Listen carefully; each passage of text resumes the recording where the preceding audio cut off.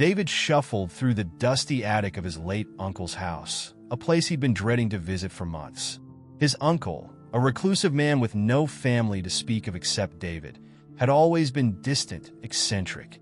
And his home, especially this attic, was a testament to that. The room was filled with peculiar antiques, cobweb-laced relics, and boxes of forgotten memories.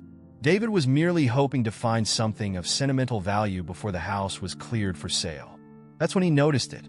Tucked away behind a shelf of old books was a small, leather-bound diary, its cover cracked and weathered with age.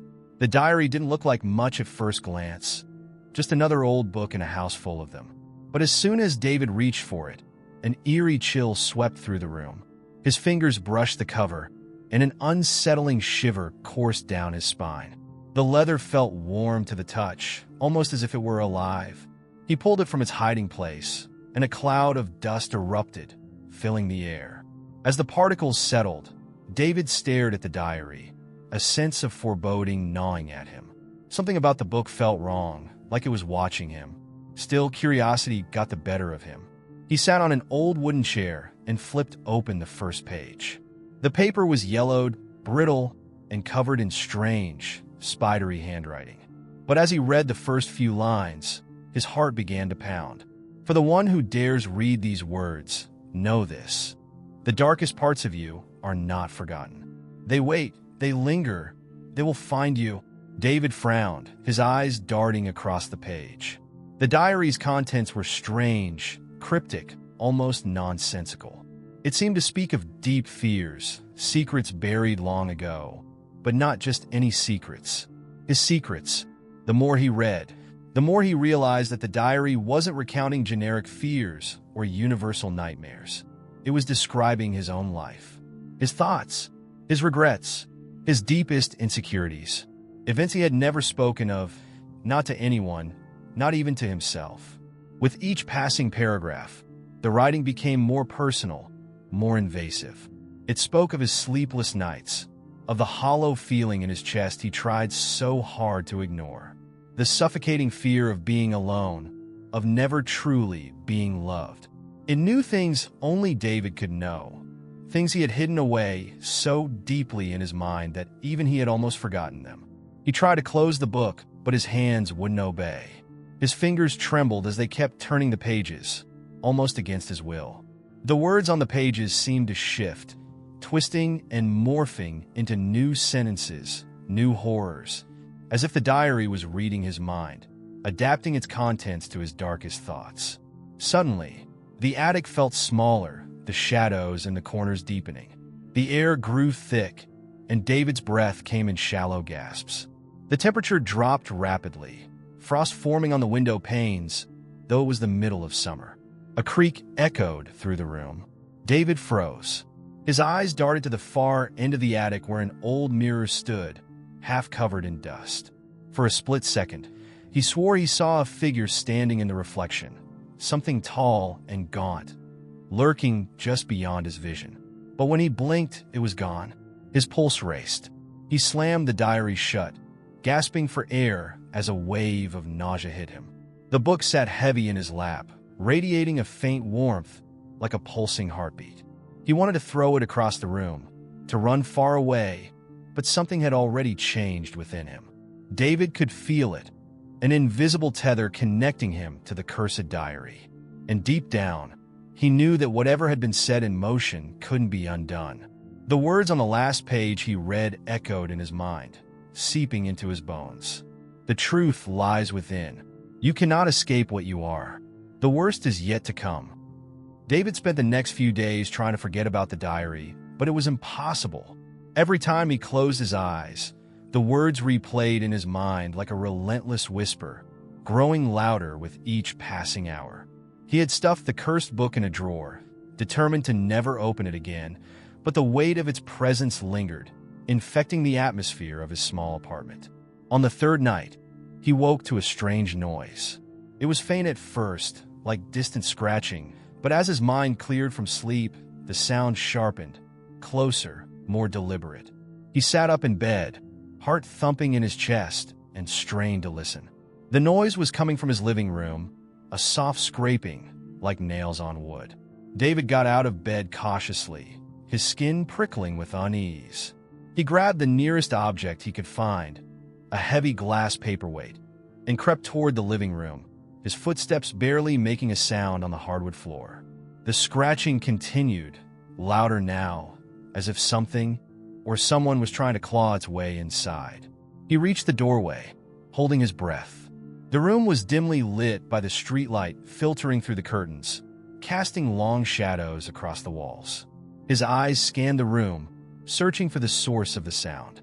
For a moment, everything seemed still, normal. Then he saw it. The drawer where he had locked the diary was trembling. The sound was coming from within, as if something inside was trying to break free. David's throat tightened, his grip on the paperweight faltering.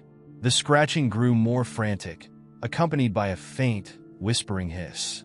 It was low, guttural, barely audible, but unmistakably real. Sweat beaded on his forehead as he stood frozen in the doorway, unable to move.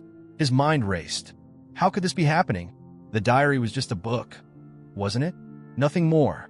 But the sinister energy that now filled the room told him otherwise. Suddenly, the drawer flew open with a loud bang, hitting the wall so hard that the wood splintered. The diary slid out, landing on the floor with a soft thud. Its pages fluttered open on their own, as though an invisible hand was turning them. David's heart was pounding in his ears, his breath coming in shallow, ragged gasps.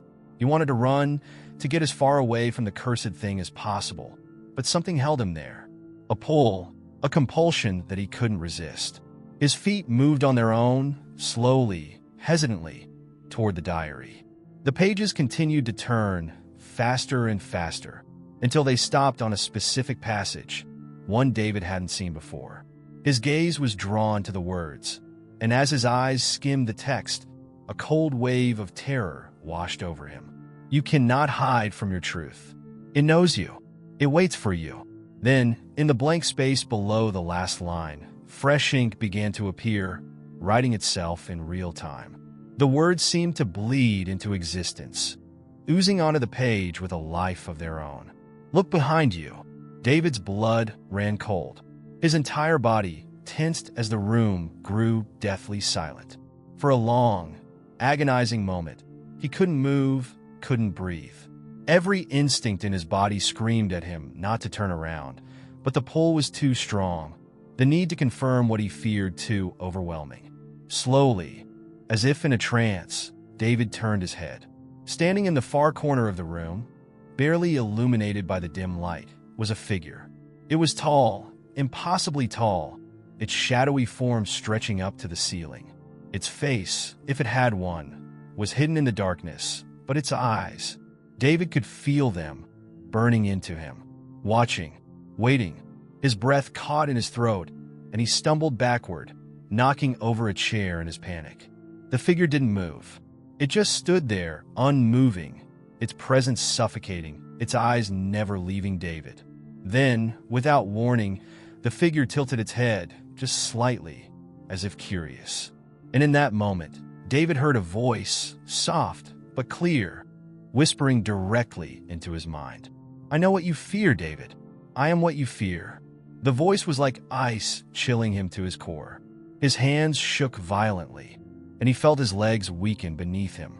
He backed away, tripping over the coffee table and crashing to the floor. The figure began to move. It didn't walk. It glided, silently, across the room toward him, its elongated limbs barely touching the ground. David scrambled backward, trying to get away, his mind racing with terror. But no matter how fast he moved, the figure was always just a breath away, its dark, featureless face looming closer. Suddenly, the lights flickered violently, plunging the room into total darkness. David screamed, and just as abruptly as it had begun, everything stopped. The lights snapped back on. The room was empty. The figure was gone. The eerie chill lifted, and the diary lay on the floor, still open to that same page. Panting, drenched in cold sweat, David stared at the book in disbelief. His mind reeled, trying to comprehend what had just happened. Was it a hallucination? A dream? He didn't know. But one thing was certain. The diary was no ordinary object. It was alive, and it was feeding on his fears. As he shakily picked up the book, the ink shifted again, writing one final line before the page went still. "We're just getting started." The next morning, David awoke to find himself still on the living room floor, the diary lying just inches away. His body ached from the tension of the night before, and his mind felt fractured, as if the barrier between reality and nightmare had blurred. He wanted to believe it had all been a dream, a twisted product of his imagination. But the bruises on his arms from falling, the overturned furniture, and the diary itself said otherwise. He didn't dare touch the book again. Instead, he shoved it back into the drawer, forcing it shut with trembling hands, and secured it with tape, hoping that would be enough to contain whatever evil it harbored. But no matter how much he tried to convince himself it was over, the diary had left its mark on him, a shadow clinging to the edges of his mind.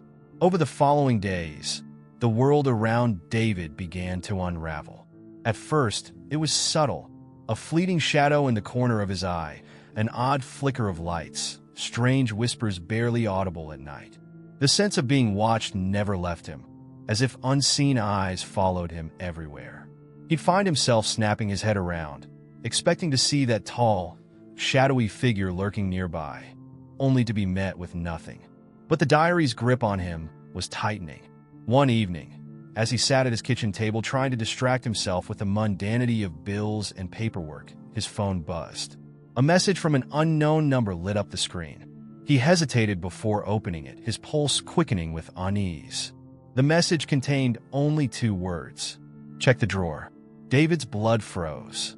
His hand shook as he stared at the screen, willing the words to disappear, but they remained, taunting him. Slowly, he stood, his legs heavy, and made his way to the living room. The drawer where he had locked away the diary was still sealed with tape, untouched. He swallowed hard, the eerie silence of the room pressing down on him like a weight. Suddenly, there was a creak, low and drawn out, as if something was shifting inside the drawer. His stomach churned with dread. With a trembling hand, he peeled the tape away and pulled the drawer open. The diary was gone. David's heart pounded in his chest. He frantically searched through the drawer, tossing aside papers and random objects. But the cursed book was nowhere to be found. He backed away, panic rising in his throat, his mind racing. How was it possible? He hadn't touched it since that night. He hadn't even gone near the drawer. Then he noticed something else. Scrawled across the wall, in what looked like jagged, black ink, was a message. The handwriting was crude, as though written in haste. "You cannot escape me." David stumbled backward, nearly knocking over a lamp. The words on the wall glistened, still wet, and the smell of ink filled the air. His heart pounded so hard it felt like it would burst from his chest. How was this happening? Had he written it in his sleep? Was he losing his mind? He spun around, trying to make sense of the growing chaos. And that's when he saw it, sitting on his kitchen table, completely out of place, was the diary. It had returned. The air in the room grew thick with an oppressive energy. The lights flickered violently, casting erratic shadows across the walls. And before David could react, the diary began to open on its own, the pages turning with a frantic speed, as though possessed by some unseen force. The ink on the pages began to run, swirling into shapes and letters that blurred and twisted before settling into horrifying clarity. David's eyes were drawn to a new entry, fresh ink bleeding onto the paper. "Your time is running out. Face your truth, or be consumed." The temperature in the room plummeted. His breath fogged in the air as a heavy sense of dread settled over him, wrapping around him like an icy vice. David's instincts screamed at him to run, to get as far away from the diary as possible. But his legs felt rooted to the floor, paralyzed by fear. Suddenly, the lights cut out completely, plunging the apartment into utter darkness. David's breath hitched, the oppressive silence amplifying the pounding of his heart. He fumbled for his phone, trying to turn on its flashlight, but it wouldn't respond. Its screen remained dead, lifeless. Then, the whispering began again. It started as a soft murmur, unintelligible at first, like dozens of voices speaking at once. But soon, The whispers grew louder, more distinct. They weren't just random words. They were his own thoughts, his fears, his regrets, voiced aloud in a cacophony of torment. "You're a failure, David. They never loved you. You're alone. You've always been alone."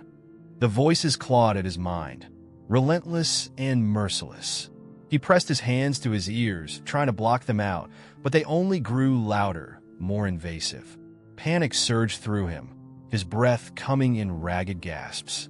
He backed away, stumbling blindly in the darkness, until he crashed into the wall. Just then, a soft glow illuminated the room, a faint, unnatural light emanating from the diary. David's eyes locked onto it, drawn in despite the terror gripping him. The pages were glowing, casting eerie shadows across the room as more ink appeared on the paper, forming a single word. "Look!" Against his better judgment, David lifted his head, his gaze moving slowly toward the far corner of the room. And there it was. The shadowy figure, tall and monstrous, stood silently in the corner, watching him. But this time, it wasn't just a vague silhouette. Its features had become more defined, grotesque in their twisted form. Its face, or what remained of one, was gaunt, stretched, with hollow eyes that glowed faintly in the dim light. The skin on its face was drawn tight over its skull, and a wide, unnatural grin stretched across its lips. David's blood ran cold. The creature moved forward, its limbs bending at unnatural angles, its long, skeletal fingers reaching out toward him. "Face your truth." The creature's voice was a guttural hiss, echoing in his mind. David's chest tightened as he sank to the floor, his back pressed against the wall. The creature loomed over him, its presence suffocating, filling the room with a dark, oppressive energy that seemed to seep into his very soul. And in that moment, David realized the horrifying truth. The creature wasn't just a manifestation of his fears. It was his fear, twisted and given form. Fed by the diary's dark power, it had become a living embodiment of everything he had tried to suppress, everything he had buried deep inside. And it wanted him. With a final, soul-crushing whisper, the creature spoke. "I am you." David's body trembled violently as the creature's words echoed through his mind. "I am you." His throat tightened, heart racing wildly as the horrifying realization sank in. This grotesque, twisted thing wasn't just a monster born of nightmares. It was the manifestation of everything he feared, everything he hated about himself. And now, it stood before him, flesh and bone, cold and real. He wanted to scream, to run, but his body refused to move. His muscles felt locked, frozen in terror. The creature loomed closer, its skeletal fingers twitching with anticipation, its hollow eyes fixed on him with an unnatural intensity. David could feel the weight of its presence pressing down on him, as though the very air in the room had turned heavy with despair. "Face me." The creature's voice was a low hiss, the words dripping with venom. David tried to speak, but his voice caught in his throat. His mind raced, desperately searching for a way out, a way to escape this nightmare. But there was nowhere to run, nowhere to hide. With a slow, deliberate movement, the creature extended one long, bony finger and touched David's chest. Instantly, a searing cold shot through him, spreading from his heart outward, freezing him from the inside. His vision blurred as flashes of his darkest memories, moments of shame, regret, and failure, rushed through his mind in vivid, excruciating detail. There was the time he had betrayed his best friend, a moment of selfishness he had long tried to forget. The time he had failed his parents, disappointing them with choices that led him down a path of isolation and guilt. And the constant, gnawing fear that he would always be alone, that he would never be worthy of love or happiness. All of it flooded back, raw and unfiltered, as though the creature was ripping open old wounds and pouring salt into them. David's chest tightened with the weight of it all, tears streaming down his face as he felt the crushing burden of his failures, his regrets, his weaknesses. "This is what you are." The creature's voice was now inside his head, as if it had become one with his thoughts. "You can never escape it. You can never escape me." The room around him seemed to warp, the walls bending and stretching as his surroundings shifted into something far more sinister. His apartment dissolved, replaced by a dark, endless void. It was as though reality itself was unraveling, collapsing under the weight of his torment. The floor beneath him crumbled away, leaving David suspended in nothingness, floating in the depths of his own despair. The creature moved closer, its grin widening, its hollow eyes glowing with a malevolent light. "Give in," it beckoned. "There is no point in resisting. You were always meant to fall." David's breath hitched in his throat as the void pressed in on him, threatening to swallow him whole. His mind screamed for release, for a way out, but the weight of the creature's presence, the weight of his own darkness, was suffocating him. He felt himself slipping, his thoughts growing hazy as the void pulled him deeper, the creature's icy touch seeping further into his soul. In that moment, something inside David snapped. He wouldn't let this thing, this cursed manifestation of his fears, consume him. There had to be a way to fight back, to reclaim control. Somewhere deep within the recesses of his mind, a spark of defiance flickered to life. With a desperate surge of willpower, David forced his hand to move, reaching out toward the diary that still floated in the void beside him.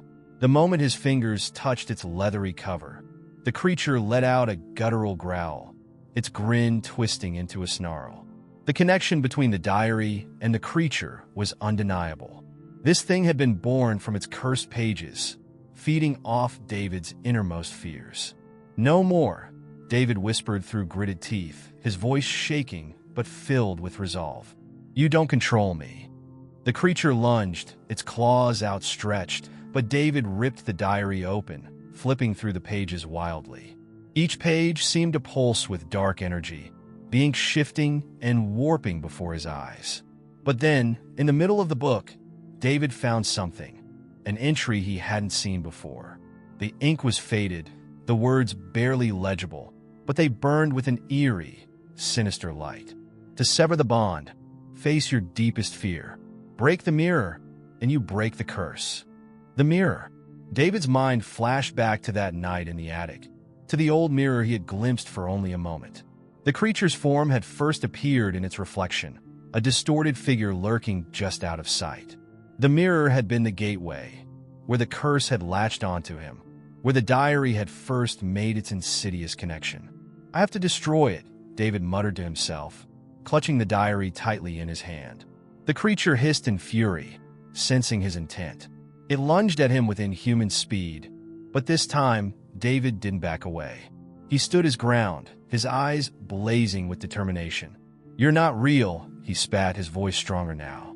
"You're just a reflection of my fear, and I'm done being afraid." With a roar, David ripped himself free from the creature's icy grip and surged forward. The void around him shifted, morphing back into the real world. His apartment reappeared, the furniture, the walls, the dim light, all of it snapping back into place. And there, in the far corner, stood the mirror. Its surface gleamed faintly, reflecting back at him with an unnatural shimmer. David didn't hesitate. He grabbed a heavy iron candle holder from the floor and charged toward the mirror, his pulse racing. The creature howled, a deafening, inhuman sound, as it lunged after him. But David didn't stop. With all the strength he could muster, he swung the candle holder straight into the center of the mirror. The glass shattered with a deafening crack, splintering into 1,000 pieces. In that instant, the creature let out a final, ear-piercing screech. Its form twisted and contorted, the dark energy around it collapsing inward, pulling it back into the void from which it came. David fell to his knees as the room was flooded with light, the oppressive energy dissipating in an instant. The creature was gone. The mirror lay in shards around him, its power broken. Breathing heavily, David glanced down at the diary. The pages were blank, empty. Whatever curse had bound him to it was gone, severed with the destruction of the mirror. But even as relief washed over him, he knew the battle wasn't truly over. The diary might have been neutralized, the creature vanquished, but the darkness it had drawn out of him, the fears it had forced him to confront, would always be there. Locked deep within, waiting. For now, though, David had won. And as he sat in the wreckage of his living room, surrounded by shattered glass and broken memories, he finally felt something he hadn't felt in a long time. Hope. But as he stared at the shards of the broken mirror, a faint voice whispered in the back of his mind. For now. For weeks after the mirror shattered, David felt as if he had emerged from a long, dark tunnel. The oppressive weight that had suffocated him was gone, and his apartment, once filled with shadows and whispers, was now still and quiet. He told himself that the nightmare was over. The diary lay untouched in the drawer, its pages blank and devoid of power, and the mirror shards had been swept away, nothing more than broken glass. But something lingered in the corners of his mind, a sliver of doubt, an unsettled feeling that he couldn't quite shake. Every now and then, he would catch himself glancing toward the drawer where the diary was hidden, half expecting the pages to flutter open again. The apartment, though quiet, seemed too quiet, as if the walls were holding their breath, waiting. One night, David woke to the sound of tapping. It was faint, barely audible, but persistent. His heart leaped into his throat as his mind raced back to the nights of terror. But he forced himself to calm down. He told himself it was nothing, just a branch against the window or the hum of the building settling. But the tapping continued. David lay in bed, staring at the ceiling, his breath shallow. It grew louder, more insistent, until he could no longer ignore it. His chest tightened with dread as he sat up and swung his legs over the side of the bed. He tried to tell himself it was nothing, but deep down, he knew something was wrong. As he stepped into the hallway, the sound became clearer. It wasn't random. It was rhythmic, deliberate, as if someone or something was trying to get his attention. His pulse quickened as he followed the noise, his feet carrying him toward the living room. The drawer. The moment David entered the room, the tapping stopped. His eyes locked onto the drawer where the diary was stored, and for a long moment, he simply stood there, frozen in place, afraid to move closer. The air around him felt thick, suffocating, and the uneasy silence pressed in on him like a living thing. Then, the drawer slid open on its own. Just an inch, but enough for David to see the edge of the diary inside. His stomach dropped. He hadn't touched the diary since the night he destroyed the mirror. It had been quiet, dormant, its power supposedly severed.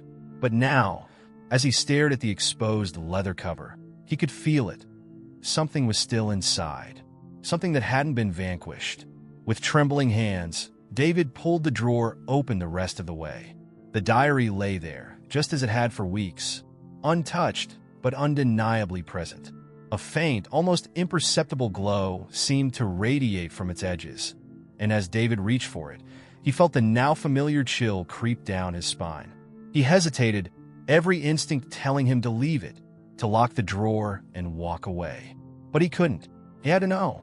Slowly, reluctantly, he opened the diary. The pages were still blank, at least at first. But as David flipped through, a single sentence began to form, the ink appearing as if written by an invisible hand. It was never about the mirror. David's breath caught in his throat. The mirror had been the key, hadn't it? He had destroyed it, severed the curse. So, why was this happening? Before he could process the message, the ink shifted again, forming a new line, this one more sinister. You cannot destroy what lies within. The words hit David like a punch to the gut. His hands shook, and the room seemed to tilt around him as the truth began to dawn. The diary hadn't been the source of the evil. It had merely been a tool, a conduit. The darkness, the fear, the entity that had tormented him wasn't bound to the pages. It was bound to him. David staggered backward, dropping the diary onto the floor. The pages fluttered open, and the ink continued to flow, faster now, filling the book with terrible, cryptic messages. You let me in. I am part of you. I cannot be undone. His pulse raced as the realization set in. The mirror had only shown him what was already there. The diary hadn't cursed him. It had revealed the curse that had always lived within him. lurking in the depths of his mind, feeding on his fears, his insecurities, his guilt. The creature, the manifestation of his darkest self, had never been truly defeated. It had simply retreated, waiting for the right moment to strike again. And now, that moment had come. A cold wind swept through the apartment, rattling the windows and making the lights flicker. Shadows lengthened, creeping across the walls like living things. The temperature dropped rapidly, and David could see his breath fogging in the air. The familiar dread, the suffocating weight of his fear, returned with full force. And then from the farthest corner of the room, he saw it. The figure. It stood there, just as it had the night he first saw it, tall and gaunt, its face a hollow mockery of his own. But this time, there was no hesitation, no pause. The figure moved toward him with deliberate purpose, its eyes glowing with a malevolent light. David's legs gave out, and he collapsed to the floor, paralyzed by terror. The figure loomed over him, its twisted grin widening as it spoke, its voice a cold, hollow whisper. "You can't run from what you are, David. You never could." The creature reached out, its skeletal fingers brushing against his face, and David felt the overwhelming weight of his own fear, his own darkness, crushing him from the inside. He gasped for air, his vision blurring, his thoughts spiraling into madness. It's time to accept the truth. The creature's voice echoed in his mind, relentless and unyielding. "You are mine." In that moment, David realized the awful truth. The diary, the mirror, the creature, it had all been leading to this. He had been fighting the wrong battle, trying to destroy something external, something he believed was haunting him. But the true horror was that the curse had never been external at all. It was him. With a final, shuddering breath, David's mind gave way to the darkness. The last thing he saw was the creature's face. His face, grinning down at him as the world around him dissolved into shadow. The next morning, when the landlord found David's body slumped in the corner of his apartment, there was no sign of struggle, no sign of violence, just a single open diary lying next to him, its pages blank. But on the very last page, written in the same spidery handwriting, was a final message.